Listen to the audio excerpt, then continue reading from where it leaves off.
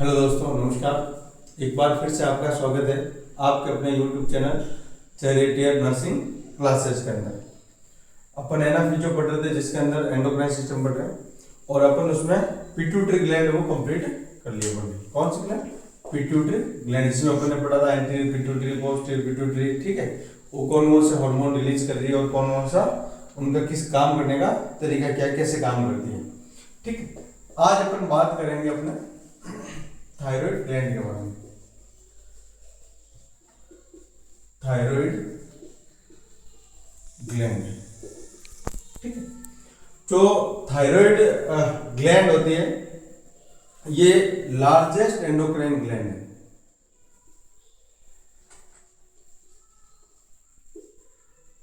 Largest endocrine gland, ये बहुत बार question पूछा गया प्रीवियस एग्जाम में, आपने अगर पढ़ा होगा। कहते कौन सी ग्लैंड है जो सबसे बड़ी एंडोक्राइन ग्लैंड है, सबसे लार्जेस्ट एंडोक्राइन ग्लैंड है, तो उसका आंसर क्या होगा? आपने देखा होगा, तो उसका आंसर आपको मिलेगा थायराइड ग्लैंड। तो फर्स्ट लाइन से पहला क्वेश्चन बना हुआ होगा, मिलेगा आपको विच gland is the largest endocrine gland. तो सबसे बड़ी ग्लैंड कौन सी है?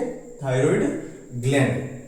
ठीक है, अब अपन दूसरा क्वेश्चन पिन पॉइंट की बात करें। दूसरा क्वेश्चन आता है which gland is endocrine gland is storage of the hormones। तो थायराइड ग्लैंड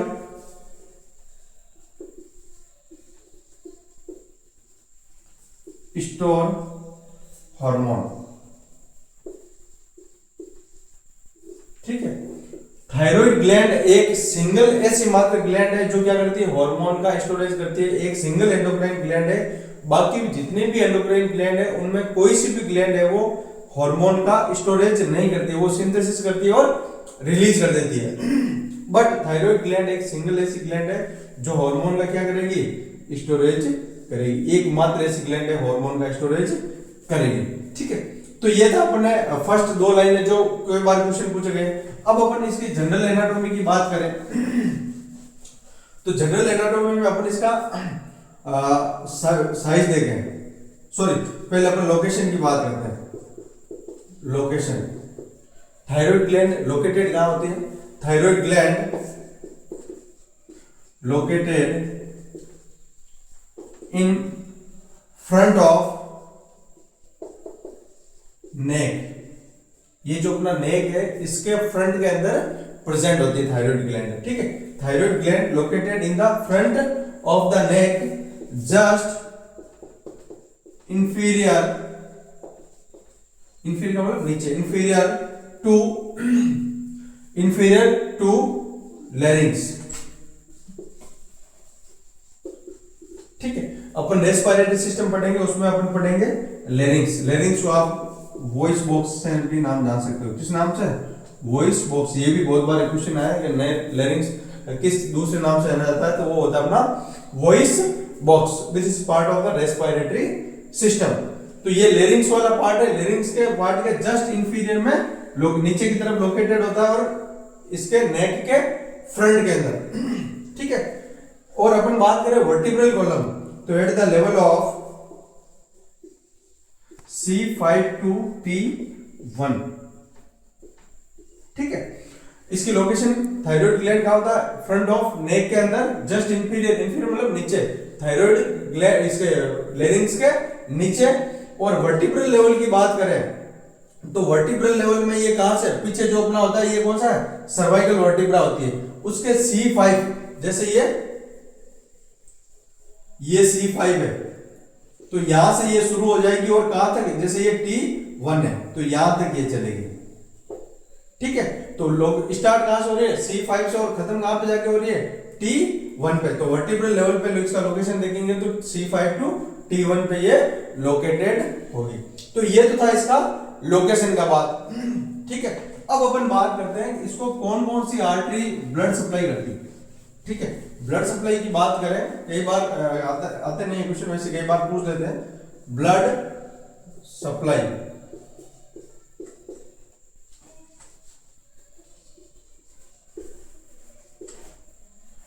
ठीक है, ब्लड सप्लाई।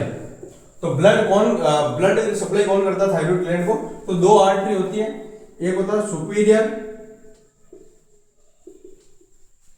थायराइड आर्टरी,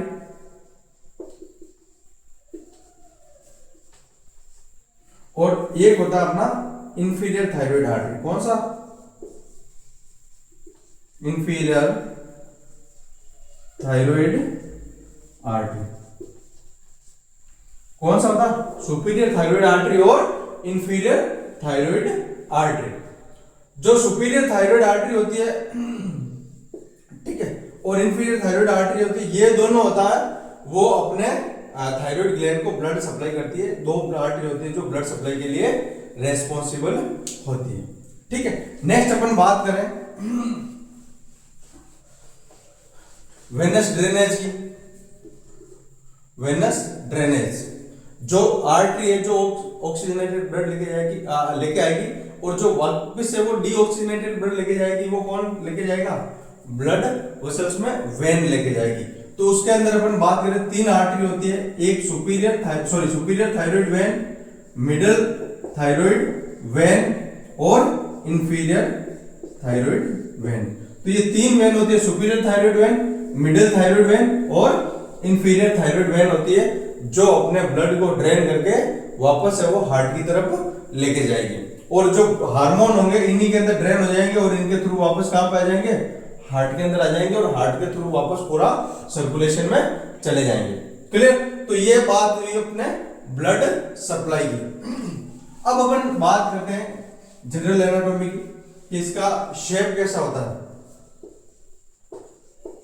ठीक है, तो जो शेप होता है इसका बटरफ्लाई। ठीक है, बटरफ्लाई जो क्लचर होता है, बटरफ्लाई होती है, या फिर जो अपने गर्ल्स होती है क्लचर यूज करती है बटरफ्लाई, उस शेप का ये होता है। ठीक है, अगर दूसरे नाम से देखें अपन तो इसका शेप होता है एच शेप का। कैसा होता है? H shape. आप अगर थायराइड ग्लैंड का देखा होगा इमेज, इस तरीके का होगा, तो इसको अपन बोलेंगे बटरफ्लाई या क्लचर, ये एच शेप अपन बोलेंगे। तो thyroid gland made up of by 2 lobe. Thyroid gland कितने लोब से बनी हुई होती है? 2 लोब से मिलके बनी हुई होती है। द स्ट्रक्चर कनेक्ट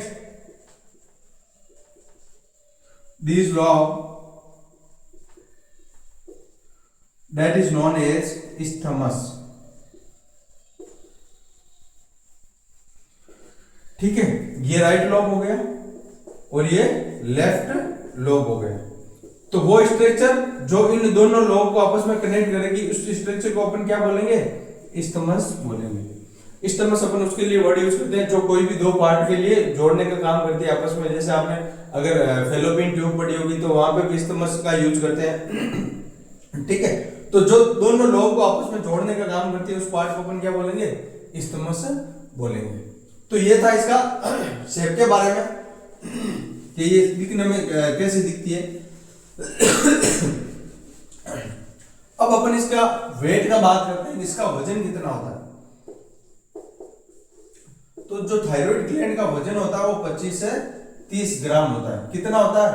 25 to 30 ग्राम। एक जो थायराइड ग्लैंड है उसका वेट कितना होगा? 25 से 30 ग्राम होगा। इसके साइज की बात करें तो इसका जो लेंथ होगा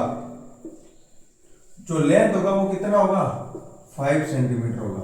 मतलब जैसे ये थायराइड ग्लैंड है,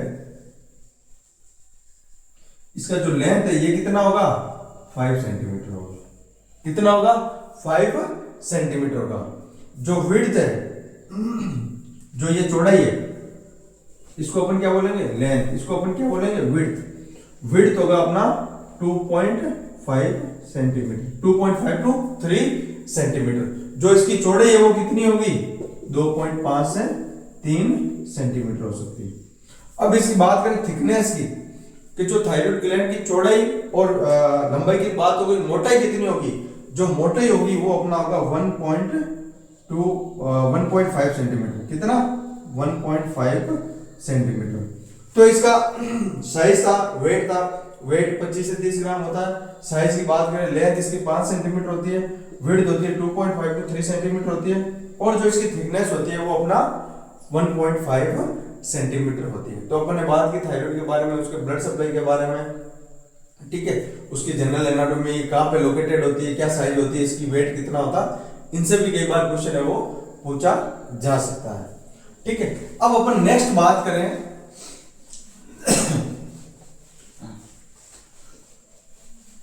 नेक्स्ट अपन बात करें इसका ग्रॉस एनाटॉमी का। ठीक है, gross anatomy.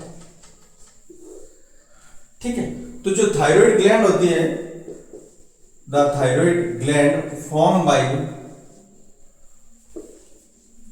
Spherical shake like structure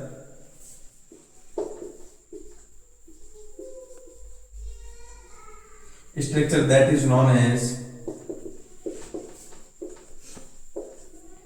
is known as thyroid follicles। ठीक है, फॉलिकुलर सेल बोलते हैं इसको। क्या बोलते हैं? Follicular cell. ठीक है, थायराइड जो ग्लैंड होती है वो एक स्फेरिकल शेक लाइक स्ट्रक्चर की बनी होती है, जिसको अपन क्या बोलते हैं? फॉलिकुलर बोलते हैं। जिसको अपन क्या बोलते हैं? फॉलिकुलर। स्फेरिकल मतलब अंडाकार, गोलाकार, जिसको अपन बोल सकते हैं। तो माइक्रोस्कोपिक अगर देखेंगे तो वो कैसे शेप से बनी हुई है? स्फेरिकल शेक लाइक स्ट्रक्चर से बनी हुई है, जिसको अपन क्या बोलते हैं? फॉलिकुलर बोलते हैं। और छोटे छोटे फॉलिक्यूल, बहुत सारे फॉलिक्यूलर बन के थायराइड ग्लैंड का फॉर्मेशन करेंगे। अगर मैं आपको एक इमेज बना के दिखाऊंगा अभी, ठीक है, the basement membrane present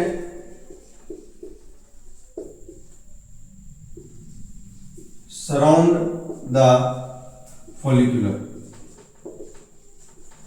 follicular होता है ना, उसके चारों ओर क्या होती है? एक बेसमेंट मेम्ब्रेन उसको कवर करके रखती है। जो अपन अभी इमेज बना के पढ़ेंगे, जो फॉलिकल्स होते हैं, फॉलिकुलर होते हैं, उनके चारों ओर एक लेयर होगी जो उन चारों क्या करके रखेगी? कवर करके रखेगी। और उसी को अपन क्या बोलते हैं? बेसमेंट मेम्ब्रेन बोलते हैं। ठीक है, अब अपन जैसे अभी इमेज बना के बता देता हूँ, आपको समझ में आ जाएगा इजी वे में।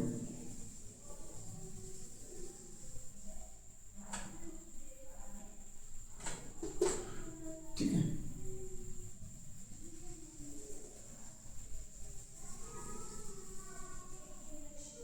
ये हो गया अपना फॉलिकल। ठीक है, ये उस चार बार की कवरिंग, इसको अपन क्या बोलेंगे? Basement membrane. क्या बोलेंगे? इधर भी है, अंदर बेसमेंट मेम्ब्रेन है। ये बीच में क्या है? ये है ल्यूमन। ठीक है, इसके अंदर सेल्स प्रेजेंट होती है, इसको अपन बोलते हैं फॉलिक्यूल्स, फॉलिकुलर। ठीक है, यहां पर प्रेजेंट है।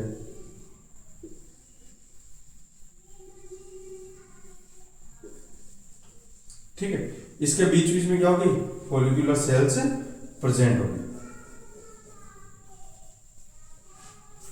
और इन सेल के बीच में प्रेजेंट होगी एक अलग टाइप की सेल्स होगी, जिसको अपन क्या बोलेंगे? पैराफॉलिकुलर सेल बोलेंगे। इन सेल के बीच बीच में छोटी छोटी सेल्स प्रेजेंट होगी दूसरी, जिसको अपन क्या बोलेंगे? ये इतनी नंबर्स में प्रेजेंट नहीं होगी, इसको अपन बोलेंगे पैरा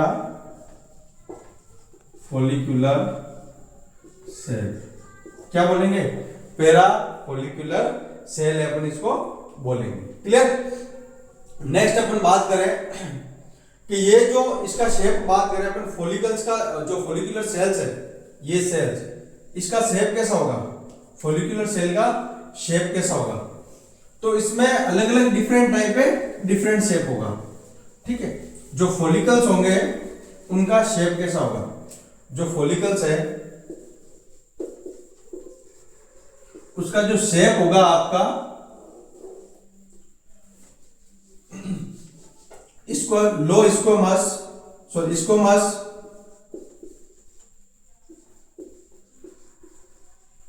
टू लो कुबोइडल।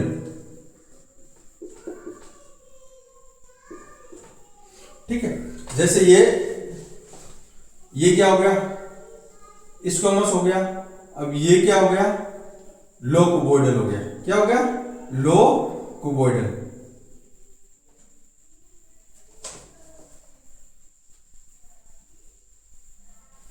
जब ये खाली रहेंगे, इनके अंदर हार्मोन स्टोर नहीं रहेगा, तब इसका शेप कैसा होगा, स्क्वैमस।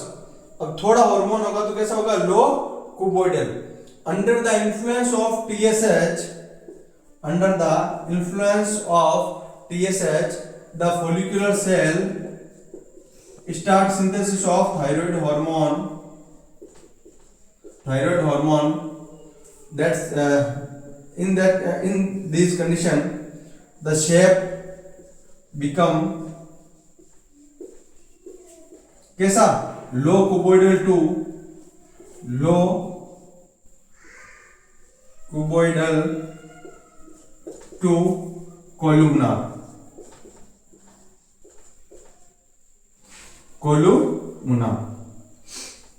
ठीक है, जो इसका शेप है, अगर इसमें हार्मोन नहीं रहेगा प्रेजेंट तो कैसा रहेगा, इसको टू लो कुबोइडल। अब जब TSH के अंडर इंफ्लुएंस होगा तो ये क्या होगा, थायराइड, ये फॉलिकल से क्या करेंगे, थायराइड ग्लैंड का ये हार्मोन स्टार्ट कर देगा सिंथेसिस करना। और जब हार्मोन सिंथेसिस करना स्टार्ट करेगा तो इसका हार्मोन स्टार्ट होगा तो इसका शेप कैसा हो जाएगा, कुबोइडल शेप। कैसा हो जाएगा, सॉरी कोलुमनार। ठीक है, कोलुमनार शेप हो जाएगा। यहां कैसा था, स्क्वैमस था और कुबोइडल था और कोलुमनार शेप का अंदर देखने को मिलेगा। तो इसका शेप चेंज हो जाएगा फॉलिकल्स का according to storage of hormone. अगर खाली है, हार्मोन का स्टोरेज नहीं हो रखा तो स्क्वैमस हो जाएगा, थोड़ा हार्मोन स्टोरेज कर रखा तो कुबोइडल हो जाएगा। और ज्यादा under the influence of TSH ज्यादा हार्मोन का सिंथेसिस करेगा, इसका शेप कैसा हो जाएगा, कोलुमनार एपिथेलियल, ये कोलुमनार इसका शेप हो जाएगा। तो ये था अपना शेप के बारे में, कब कौन सी सिचुएशन में इसका शेप हो कैसा हो जाएगा। ठीक है, नेक्स्ट अपन बात करें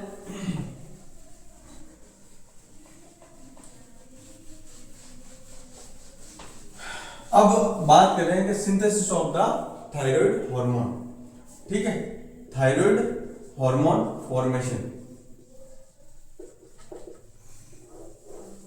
अब अपन बात करें, ये तो अपन इसका जनरल एनाटॉमी, ग्रॉस एनाटॉमी पढ़ा था। अब अपन बात करते हैं कि थायराइड हार्मोन का सिंथेसिस है वो कैसे होगा।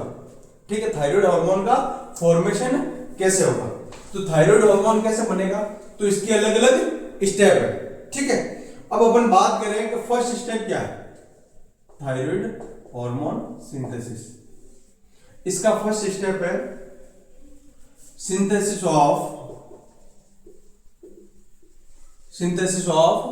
थायरोग्लोबुलिन।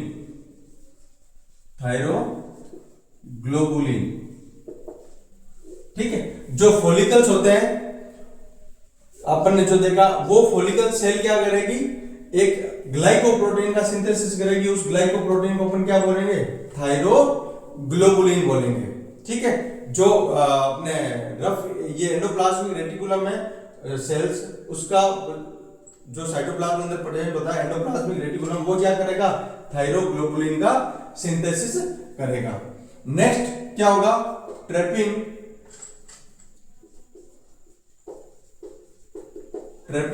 Of iodide.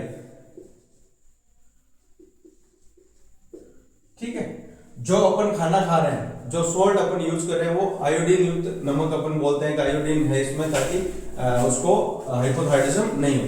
तो आयोडाइड की फॉर्म में होता है। ठीक है, कौन सी फॉर्म में होता है, जो अपन आयोडीन लेते हैं वो आयोडाइड की फॉर्म में होता है। तो थायराइड फॉलिकल्स क्या करेंगे, उसको ब्लड से अपने अंदर लेंगे, ट्रैप करके अपने अंदर लेंगे। नेक्स्ट अपन बात करेंगे तो कौन सा स्टेप होगा, नेक्स्ट होगा ऑक्सीडेशन ऑफ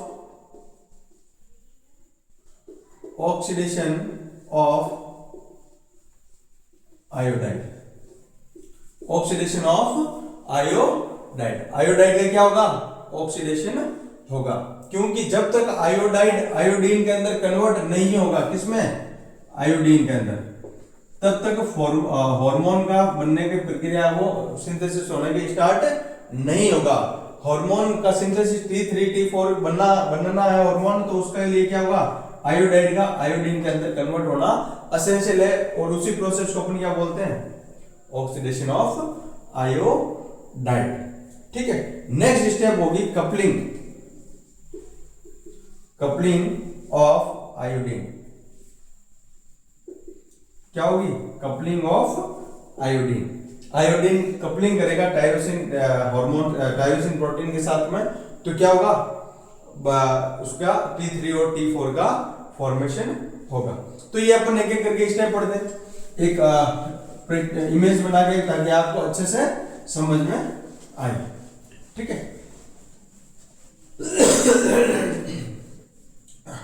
ये अपन एक सेल ले लेते हैं।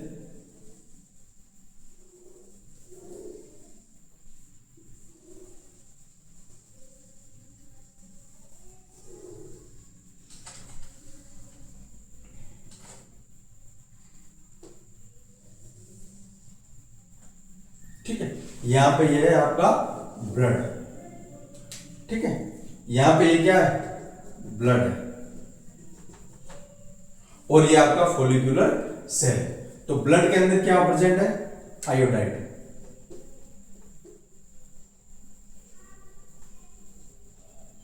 क्या प्रेजेंट है, आयोडाइड। जो आयोडीन है वो किसकी फॉर्म में प्रेजेंट है, आयोडाइड की प्रेजेंट में।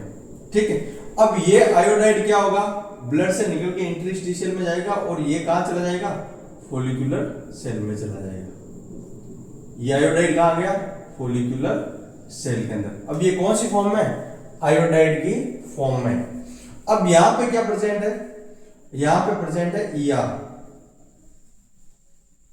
क्या प्रेजेंट है, ER। ER का मतलब हो गया एंडोप्लाज्मिक रेटिकुलम। क्या प्रेजेंट है, एंडोप्लाज्मिक रेटिकुलम। ये सिंथेसिस करेगा थायरोग्लोबुलिन।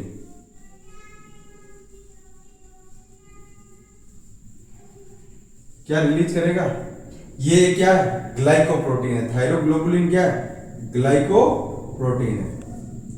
तो जो फोलिकुलर सेल्स है उसमें अंदर जो रफ ER है वो एक ग्लाइकोप्रोटीन का सिंथेसिस करेगा, जिसको अपन क्या बोलेंगे, थायरोग्लोबुलिन बोलेंगे।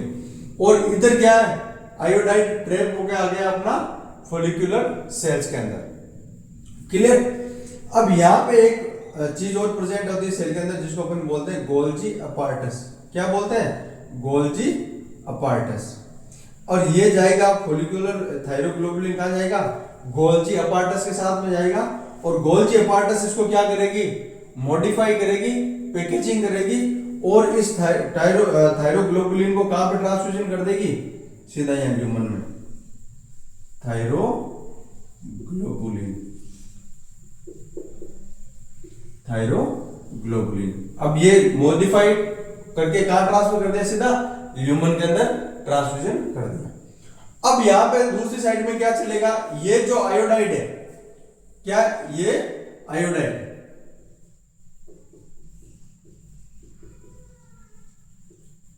अभी आयोडीन है वो, यहां पे जो आयोडाइड का ट्रांसफर होगा वो एक्टिव होगा। कौन सा ट्रांसफॉर्मेशन होगा, एक्टिव ट्रांसफर। ट्रांसफर दो तरीके का होता है, आपको पता होता, एक एक्टिव और एक पैसिव ट्रांसफ्यूजन। ठीक है, तो यहां पे जो आयोडाइड होगा वो कौन से ट्रांसफ्यूजन के थ्रू अंदर आएगा, एक्टिव के थ्रू। अब यहां पे इसका क्या होगा, ऑक्सीडेशन होगा। क्या होगा, ऑक्सीडेशन।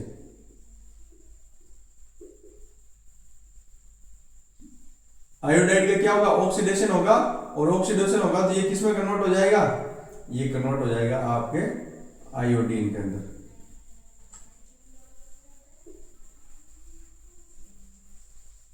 ये आयोडाइड है वो किसमें कन्वर्ट हो जाएगा, आयोडीन के अंदर कन्वर्ट हो जाएगा ऑक्सीडेशन के through, in the presence of peroxidase. Thyroid, ये नाम नहीं है, थायराइड पेरोक्साइडेज। ठीक है, थायराइड पेरोक्साइडेज होता है एंजाइम, उसके अंडर में क्या होगा, ये आयोडाइड किसमें कन्वर्ट हो जाएगा, आयोडीन के अंदर कन्वर्ट हो जाएगा। तो ये जो ग्लाइकोप्रोटीन है थायरोग्लोबुलिन, इसके अंदर 140 एमाइनो एसिड्स होते हैं। इसके अंदर total number of amino acid कितने होते हैं, 140, और इसमें एक एमाइनो एसिड होता है जिसको अपन क्या बोलते हैं, टायरोसिन, क्या बोलते हैं, टायरोसिन। कौन सा अमीनो एसिड होता है, टायरोसिन अमीनो एसिड होता है। ठीक है, तो ये यहां पे आ गया। अब इसके अपन चेन बना लेते हैं। ठीक है, ये एक अमीनो एसिड हो गया,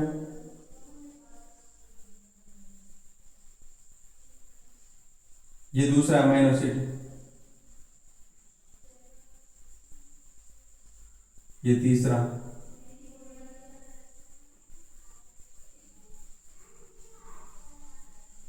तो ये है क्या, एक्चुअल में ये क्या है, थायरोग्लोबुलिन।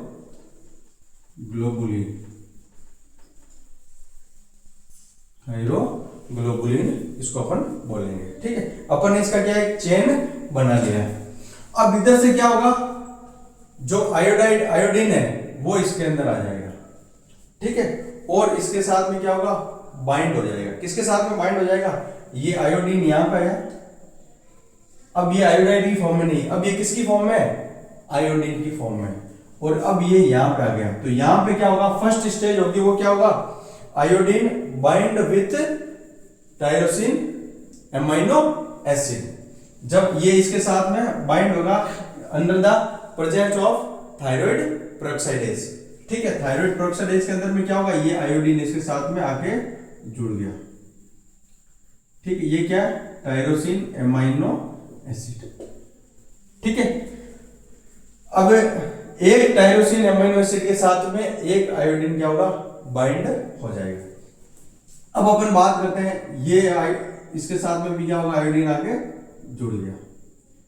ठीक है, यहां पे भी आके जुड़ गया, यहां पे दो मॉलिक्यूल जुड़ गए। ठीक है, यहां पे दो मॉलिक्यूल जुड़ गए, यहां पे सिंगल मॉलिक्यूल जुड़ गया। ठीक है, तो जब एक टायरोसिन अमीनो एसिड के साथ में एक आयोडीन बाइंड होगा, इसको अपन क्या बोलेंगे, इसको अपन बोलेंगे monoiodotyrosine, thyronine, mono iodo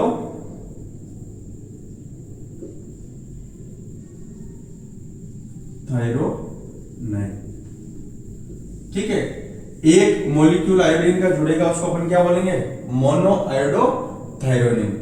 यही अपन बात करें, दो मॉलिक्यूल जुड़गा, उसको अपन बोलेंगे डाई आयोडो थायरोनिन। मतलब इसको अपन बोलेंगे T1 और इसको अपन बोलेंगे T2। क्या बोलेंगे, T1 और T2। अब यहां पे नेक्स्ट स्टेप होगा, वो क्या होगा, coupling of the iodine, coupling of that iodine with tyrosine हो गया। अब कपलिंग होगा T1 T2 और T1 T2 और T2 T2। ठीक है, अब कपलिंग में क्या होगा, जैसे ये दो जुड़ गए आपस में आपके साथ में, तो ये क्या हो गया, T2 हो गया, और ये भी क्या होगा, T2 हो गया, ये T1 हो गया और ये T2 हो गया। तो ये जब आपस में दोनों जुड़ेंगे तो क्या फॉर्मेशन होगा, T3, और ये दोनों जब आपस में जुड़ेंगे तो क्या होगा, T4। जब मोनो आयोडो टायरोसिन जुड़ेगा आपस में तो T1, और डाई आयोडो टायरोसिन तो क्या बन जाएगा, ट्राई आयोडो थायरोनाइन। क्या बनेगा, ट्राई आयोडो थायरोनाइन। और जब T2 आपस में जुड़ेंगे तो क्या मिलेगा, टेट्रा आयोडो टायरोसिन। क्या बनेगा, टेट्रा आयोडो टायरोसिन। तो यहां पे ये अपने क्या हो गया, T3 और T4 का क्या हो गया, फॉर्मेशन हो गया। अब ये T3 T4 वापस क्या आ जाएगा, ब्लड के अंदर आ जाएगा, T3 और T4। तो आपको पता चल गया होगा कि अपने बॉडी के अंदर T3 T4 का सिंथेसिस कैसे होता है। फर्स्ट क्या होगा, आयोडीन एक्टिव ट्रांसफर के थ्रू क्या आ जाएगा, फॉलिकुलर सेल के अंदर आ जाएगा, और फॉलिकुलर सेल के अंदर जो ये एंडोप्लाज्मिक रेटिकुलम होता है वो एक ग्लाइकोप्रोटीन का सिंथेसिस करता है, जिसको अपन बोलते हैं थायरोग्लोबुलिन। और यहां से ये क्या करेगा, गोल्जी अपार्टस इसको पैकेजिंग करेगा, मॉडिफाई करेगा, ट्रांसफर कर देगा ल्यूमन में। और इधर क्या होगा, आयोडाइड है, वो आयोडाइड का ऑक्सीडेशन होगा, वो किसमें कन्वर्ट हो जाएगा, आयोडीन के अंदर कन्वर्ट हो जाएगा under the influence of thyroid peroxidase. ठीक है, और अब ये आयोडीन क्या करेगा, बाइंड हो जाएगा टायरोसिन एमाइनो एसिड के साथ में। जब एक सिंगल मॉलिक्यूल आयोडीन का बाइंड होगा उसको बोलेंगे मोनो आयोडो थायरोनाइन, और जब डबल मॉलिक्यूल आयोडीन के बाइंड हो जाएंगे उसको बोलेंगे डाई आयोडो थायरोनाइन। अब ये जब बाइंड हो गया, ठीक है, एक हुआ तो T1 बोलेंगे और दो मॉलिक्यूल बाइंड हुए तो क्या बोलेंगे T2 बोलेंगे। अब इसका नेक्स्ट प्रोसेस होगा कपलिंग ऑफ थायरोसिन। अब ये T1 T2 क्या होगा, कपलिंग हो गया, वापस क्या बना लेंगे T3 बना लेंगे, T2 T वापस में कपलिंग होगी, क्या बनाएंगे T4। ये हार्मोन का सिंथेसिस होगा, फॉर्मेशन होगा। अब ये क्या हो जाएगा, वापस अपना ब्लड के अंदर आ जाएगा। तो ये था हार्मोन का सिंथेसिस है, वो अपने कैसे हो रहा है T3 और T4 का। एक चीज अपन ने पीछे छोड़ दी, अपन ने बात की एक फॉलिकुलर सेल्स प्रेजेंट होती है। फॉलिकुलर सेल्स के अंदर बीच के अंदर जो फॉलिकुलर सेल्स होती है वो दो तरीके का हार्मोन रिलीज करती है, T3 and T4। It is responsible for the synthesis of two types of hormone, that is T3 and T4। अपन ने बात की पैराफॉलिकुलर सेल्स प्रेजेंट होती है बीच के अंदर, that is responsible for the synthesis and secretion of calcitonin. कौन से hormone का रिलीज करती है, कैल्सिटोनिन हार्मोन का सिंथेसिस करने का काम करती है। तो कैल्सिटोनिन का क्या फंक्शन है अपन, और T3 T4 का क्या फंक्शन है, ये किस तरीके से काम करती है, ये अपन नेक्स्ट वीडियो के अंदर देखेंगे और उसमें पढ़ेंगे। तो अपन ने आज थायराइड का एनाटॉमी और ग्रोथ एनाटॉमी अपन ने डिस्कस किया था। इसी तरीके के इंफॉर्मेटिव वीडियो देखने के लिए चैनल को लाइक करें, शेयर करें और सब्सक्राइब करें, बेल आइकन को जरूर दबाएं ताकि ये इंफॉर्मेटिव वीडियो ज्यादा से ज्यादा लोगों तक पहुंच सके और जो आप कंपटीशन की प्रिपरेशन कर रहे हो उसमें हेल्प हो सके। क्योंकि जो अपन डिस्कस कर रहे हैं ये 100% है, 99% नहीं 100% है, उससे बाहर कोई भी क्वेश्चन है वो जाने वाला नहीं है। Thank you so much.